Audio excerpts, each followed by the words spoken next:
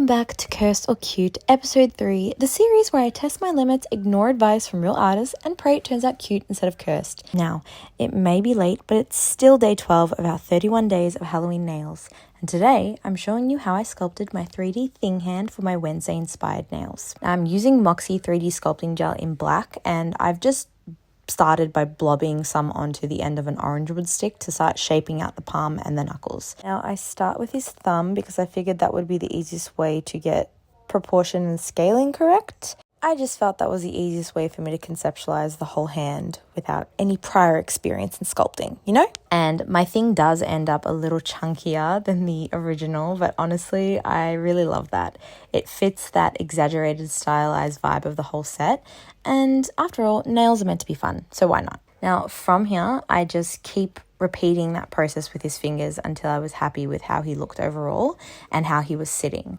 So I used blunt tweezers to flatten and shape his fingers and press in those little knuckle and nail details.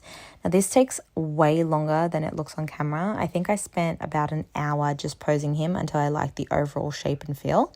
So take your time and don't be afraid to swap between tools until you get the look that you want. And once I was happy, I gave the whole thing a quick once over with my e-file to smooth out any of those seams that I've got before giving him a very rough paint job. I didn't bother with a base coat. He was already too thick and I felt like this was just a layer that I didn't need to put myself through.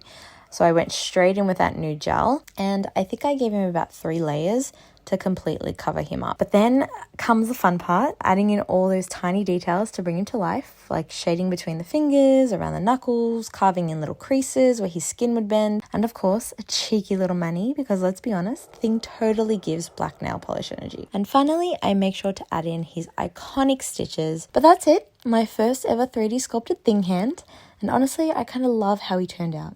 But what do you think? Was he cursed or cute? Let me know in the comments below.